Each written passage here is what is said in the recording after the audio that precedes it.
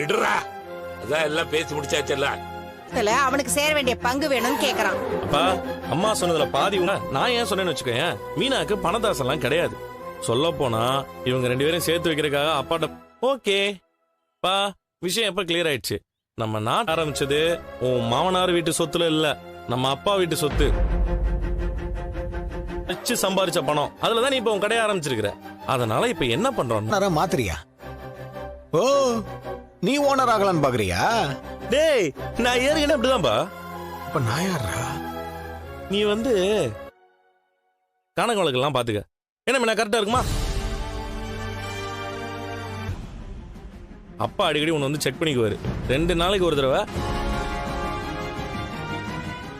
அந்த கடையோட முதலாளி நம்ம அப்பா தான். இது மனசுல ஒண்ணு தோணிடுச்சுன்னா உடனே செஞ்சிடணும். எல்லாருக்கும் என் தீர்ப்பு ஓகே தானே? ஆக்சுவலி இது கரெக்ட் தான். இதான்ப்பா கரெக்டான தீர்ப்பு. நாலுல இருந்து நீ தான்ப்பா ஓனரு. நான் சொன்ன தீர்ப்புலாம் மாத்திக்க மாட்டேன். நான் சொன்ன தீர்ப்புக்கு நீ தான்ப்பா ஓனர் இனிமேல்.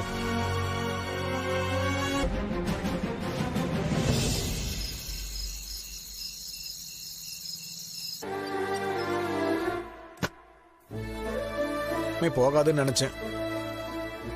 அப்பாடா, ஒரு வழியா அம்மா உன்னை மன்னிச்சு ஏத்துக்கிட்டாங்க. இப்படி பேச உனக்கு வெக்கமா இல்ல? பேசல. என்ன அடிச்சு பண்ணி என்ன பண்ண? 2வது தடவை அடிக்கிறதுக்கு கை ஓங்குனாங்க. ரோகிணி, அம்மாவோட கோவத்தை இன்னும் அதிகப்படுத்த வேண்டான்னு தான் சொல்லிக்கிட்டு இருக்கான். அதுக்கும் நீ வாயை மூடிக்கிட்டு எல்லாத்துக்கும் மரம் மாதிரி நின்னுகிட்டு இருக்க. இல்ல ரோகிணி, இது எல்லாமே நான் யாருக்காக பண்ண? அத நீ யோசிச்சு பாத்தியா?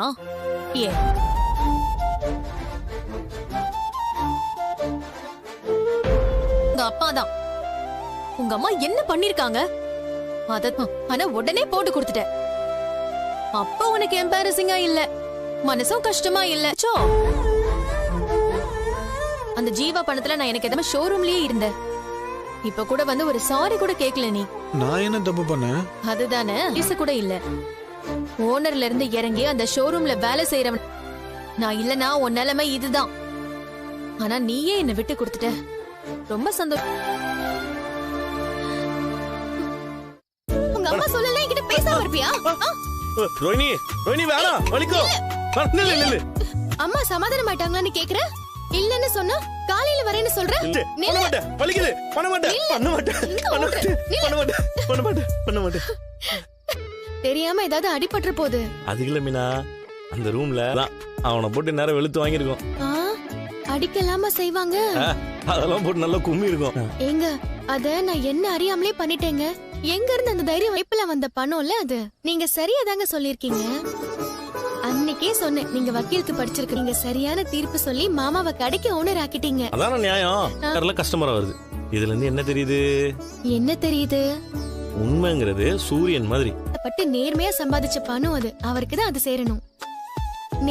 அவனுக்கு என்னைக்கு அறிவு இருந்திருக்குது? பணம் வந்ததை மறைச்சவங்க இன்னும் எதெல்லாம் மறைச்சிருக்காங்கன்னு தெரியல. சொல்ல முடியாது. பார்க்கலாம் நினைக்கல. கண்டிப்பா இன்னும் நிறைய விஷயம் தப்பியும் வெளில கொண்டு வந்துரும். என்னங்க சொல்றீங்க? எனக்கு ஒண்ணுமே புரியல. என் அம்மா கிட்ட இருந்து பார்லர் அம்மா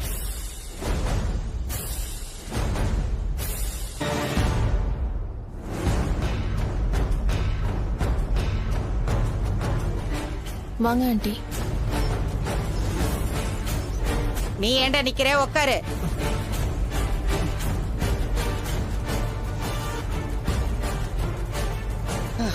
வீட்டுல நடக்கிறதெல்லாம் 2 பேரும் சேர்ந்து என்கிட்ட பொய் சொல்லிருக்கீங்க. வீட்டுல சொல்லலன்னா கூட பரவாயில்ல, என்கிட்டயே நீ மறைச்ச பாரு ரோகிணி. பேர் இந்த வீட்டுல இருக்காங்கன்னு தெரியும்ல. போறேன்னு முத்து சொல்லிக்கிட்டு இருக்கான். அத அவர் விரும்பலன்னா கூட முத்து விட மாட்ட. எல்லாத்துக்கும் காரணம் அந்த 27 லட்சம் ரூபாய் பணம் தான். அது வச்சாதான் முடியும். ஆண்டி, நான் என்ன ஆண்டி பண்ண முடியும்? அதை எப்படியாவது வாங்கி கொடுத்துரு. அப்பதான் உங்களுக்கும் மரியாதை இருக்கும். காப்பாத்திக்கணும். ஏன் மரியாதையும் காப்பாத்துற கடமை உங்ககிட்ட தான் இருக்கு. சொத்தெல்லாம் வெளியே தானே இருக்கு. எப்படியாவது அவர்கிட்ட சொல்லி 27 லட்சம் ரூபாய் அனுப்ப சொல்லு. நான் பேச்சுக்கு சொந்தக்காரி. இத்தனை வருஷம் இதையெல்லாம் கட்டி காப்பாத்தி இருக்கேன்.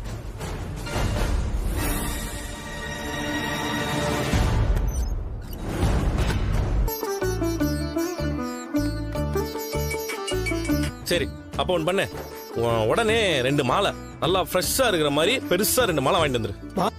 அப்பாவா? ஆமாடா, விஜயா கேட்ஜெட்ஸ் அண்ட் ஷோரூம் இருக்குல்ல, மாலை வாங்கிட்டு வந்துரு. டேய், உன் வீட்லயே பூக்கடை வச்சுட்டு வெளியில என்ன மாலை வாங்கிட்டு வர சொல்ற? டேய் சொல்றது சீடா, அதான் முதலாளி, நீ தாராளமா வரலாம், கிளம்பி வந்துரு.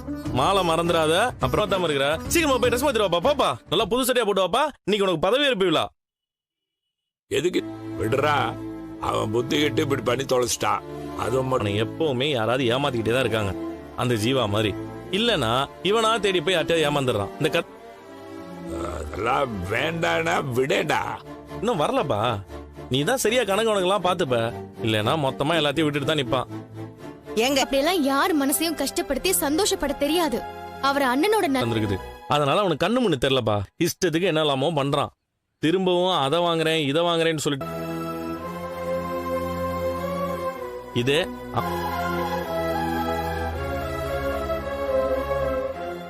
நீ சீக்கிரம் கிளம்பா. அம்மா எங்கேயாவது போய் ஏமாந்துடுறான். அப்புறம் என்ன பண்ணலாம் ஏது பண்ணலாம்னு அவனுக்கே தோண மாட்டேன்.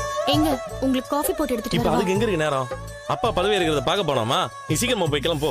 ரவிக்கும் பழகுகளுக்கும் ஃபோன் போட்டு கடைக்கு வர சொல்லு போ. சரிங்க. வர வேண்டிய ப்ராடக்ட்ஸ் எல்லாம் வரல. பழைய ஸ்டாக் எல்லாம் எவ்வளவு இருக்குன்னு செக் பண்ணிட்டு இருக்கேன். ஏய், இங்க இருந்து போட்டோ இந்த போட்டோவால ஒண்ணும் நடக்கல, அதை எடுக்க சொல்லிட்டேன். சீக்கிரமா திரும்ப சம்பாதிக்கணும். இப்போ ஃபெஸ்டிவல் டைம். மீனா நீ ஃபோன் பண்ணி சொன்னாங்க. எதுக்கு? தெரியல, உடனே வாங்கன்னு மீனா கால்